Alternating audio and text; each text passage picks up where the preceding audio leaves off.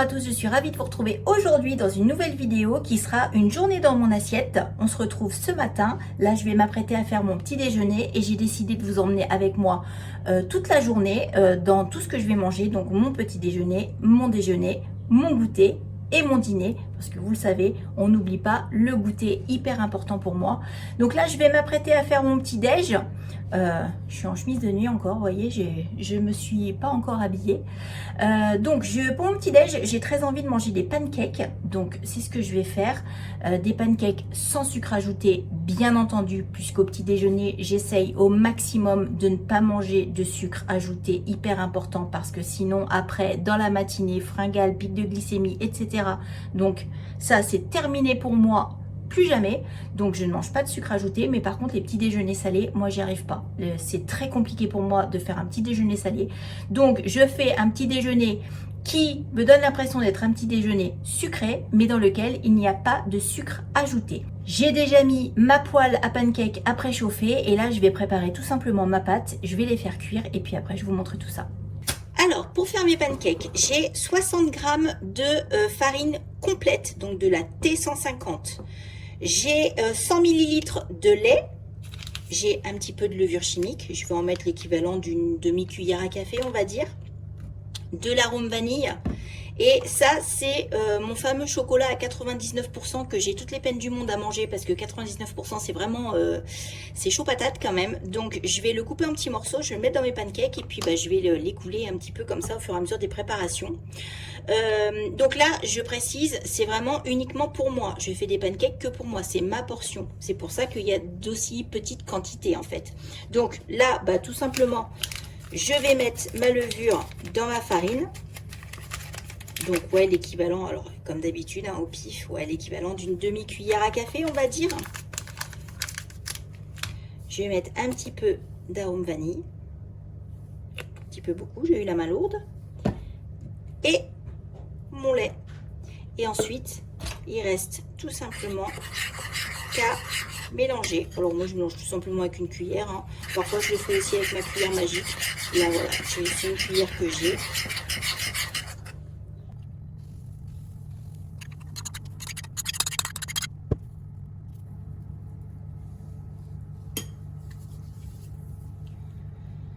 Et maintenant, on les laisse cuire tout doucement, gentiment.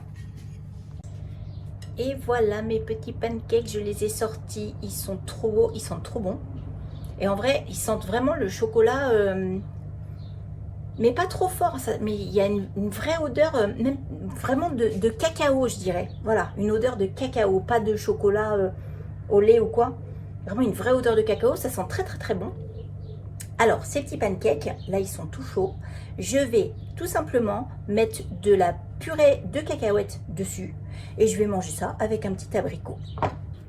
Et voilà mes jolis pancakes avec mon petit beurre de cacahuètes. Alors, j'ai mis l'équivalent de à peu près 20 g de beurre de cacahuètes dessus. Beurre ou purée de cacahuètes, je ne sais jamais comment on dit. Et avec, je vais manger un abricot. Alors d'habitude, j'en prends toujours deux, mais là, j'en prends qu'un seul parce que regardez la taille de l'abricot par rapport à ma main. Il est énorme. Il est presque de la taille d'un brugnon, franchement, ou d'une pêche. Ouais, il fait la taille d'une petite pêche, en fait. Il est monstrueux. Donc, et moi, j'adore les abricots. Donc voilà, mon petit apport de fruits, mes petits pancakes. Et là, en plus, avec la farine complète, ça va vraiment me colmater l'estomac jusqu'au repas du midi. Ça va être top et je vais me régaler parce que je vous assure qu'ils sont super bons et je suis certaine qu'avec le chocolat noir que j'ai mis à l'intérieur, ça va être un régal parce que franchement, si le goût est à la hauteur de l'odeur, ça va être formidable. Allez, on se retrouve ce midi pour le déjeuner. Il est l'heure de déjeuner et là actuellement il est 13h15. Franchement je commence vraiment à avoir faim. Donc là ça va être repas vite fait, repas d'assemblage. En fait pour manger équilibré il n'y a pas besoin de se prendre la tête. Il suffit juste d'avoir les bonnes choses dans son assiette. Et là j'ai vraiment, la seule grande cuisine que j'ai fait ça a été de faire cuire des œufs au plat. Voilà, je me suis fait des œufs au plat. J'ai mis des crudités, un petit bout de pain pour manger avec le jaune des œufs parce que c'est quand même bon. Et puis ça ira très bien pour ce midi. Donc je vous montre mon assiette, vous allez voir, mais alors simple de chez simple. Mais parfois les choses les plus simples sont souvent très très très très bonnes. Alors je me suis fait 3 œufs au plat parce que, comme je vous disais, j'ai vraiment faim. Dessus, j'ai mis un petit peu une toute petite poignée de fromage râpé que j'ai fait chauffer en même temps que les œufs en fait. Donc ça a fondu dessus parce que les œufs au plat avec du fromage râpé dessus, c'est très très bon. Ensuite, j'ai du concombre de mon jardin, des tomates, pas de mon jardin. Dessus, un filet de vinaigre balsamique et une petite cuillère à soupe d'huile de colza. J'ai un bout de pain, l'équivalent d'à peu près, je dirais, entre 60 et 80 grammes de pain. Je ne vais pas peser pour vous dire la vérité. Et en dessert, je vais me faire tout simplement, je vais tout tomber, un yaourt à la grecque et un bon petit brugnon. Et j'aurai un repas parfaitement équilibré, parfaitement complet et qui va me boucher l'appétit pour un bon moment. Et coucou, on se retrouve, il est à peu près 16 h. Je vais commencer à faire une pâte à pizza puisque ce soir j'ai prévu de faire des pizzas, comme ça tout le monde sera content, notamment les enfants. Et du coup moi je fais toujours ma pâte à pizza moi-même, je la fais dans mon robot pâtissier. Franchement je n'ai aucun mérite puisque je ne la fais absolument pas à la main, je la fais dans mon robot. Autant les pâtes à tarte classiques je les fais à la main, mais la pâte à pizza c'est beaucoup plus long à pétrir et tout, et flemme, pendant des années je l'ai faite moi-même à la main, mais depuis que j'ai mon robot pâtissier, je vous avoue que je la fais dedans. Cela dit, si vous n'en avez pas, aucun problème, vous pouvez la faire à la main, il n'y a aucun souci. Donc dans ma pâte à pizza, je mets tout simplement 450 g de farine T65 parce que j'ai essayé avec différentes farines et c'est vraiment la T65 qui marche le mieux. Je mets un sachet de levure boulangère, à savoir 8 g de levure sèche de boulangère. Je mets une grosse cuillère à soupe d'huile d'olive et je mets 240 ml d'eau tout simplement. Je rajoute une bonne pincée de sel. C'est tout ce que je mets dans ma pâte à pizza. Je pétris tout ça et ensuite je la laisse lever. Donc là il est à peu près 16 h. Je vais faire ma pizza à peu près vers 19 h 30 je pense. Donc elle va avoir un gros 3 h, 3 h 30 pour lever, ce qui sera largement suffisant. En plus en ce moment il fait chaud donc elle va bien lever. Alors voilà, là j'ai mon robot pâtissier, donc dedans j'ai mis donc mes 450 g de farine, ma levure de boulangère que vous voyez dans ce petit coin, j'ai de l'huile d'olive là-bas et je rajoute 240 ml d'eau dans ma pâte. J'avais mis bien sûr ma grosse pincée de sel et là je vais tout simplement fermer mon couvercle. Donc vous voyez, je pétris avec le gros crochet là comme ça. Je ferme tout simplement mon couvercle et ensuite je vais la mettre à pétrir pendant quelques minutes. Honnêtement ça va assez vite, en général 2-3 minutes de pétrissage suffisent et après je vais la laisser lever pendant au moins 3 heures. Alors voilà, là elle a fini de pétrir, elle est accrochée après mon crochet. Donc voilà, j'ai une belle pâte à pizza. Voilà. Je vais tout simplement la laisser dans le bol de mon robot et je vais la laisser lever à température ambiante pendant jusqu'à 19 h 30, donc pendant au moins 3 heures. Je vais la couvrir d'un petit linge. Voilà, avec une main, c'est pas facile.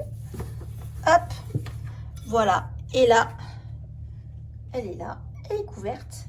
Et je vais la laisser monter comme ça pendant 3 bonnes heures. Et après, il n'y aura plus qu'à la séparer en deux et à la pétrir. Quand elle aura fini de monter vers 19 h 30, j'aurai plus qu'à la séparer en deux parce que là c'est une quantité pour moi pour 2 pizzas, ça me fait 2 grosses pizzas puisque pour rappel on est 4 donc il faut au moins 2 pizzas. Donc j'aurai plus qu'à la séparer en deux, bien l'étaler, faire mes 2 pizzas et après il n'y aura plus qu'à mettre la garniture dessus. Donc voilà, après on laisse parler son imagination, on met ce qu'on veut dessus. Moi ce sera ce soir, je vous avoue que je ne sais même pas encore ce que je vais mettre dessus ce soir, j'en sais rien, ce sera selon l'inspiration du moment. Il est 16 h 30, il est l'heure du goûter. En vrai, pour vous dire vraiment la vérité, j'ai un petit peu faim, mais j'ai pas envie de manger parce qu'il fait encore quand même assez chaud.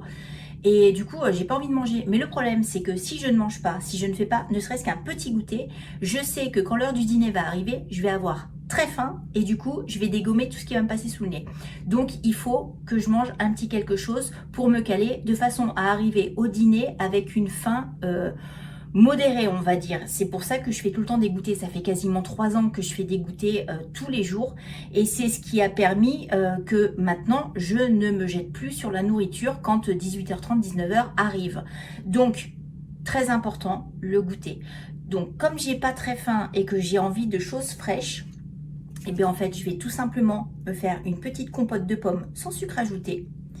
J'ai un petit carré de chocolat noir à 80% puisqu'il y avait plus de 85% dans mon drive et que j'ai encore un petit peu de ma tablette de chocolat à 99%, mais en vrai le chocolat noir à 99% c'est trop pour moi. Franchement je pense que je vais le finir dans un gâteau ou quoi, parce que 99% faut s'accrocher à ses baskets quand même, hein.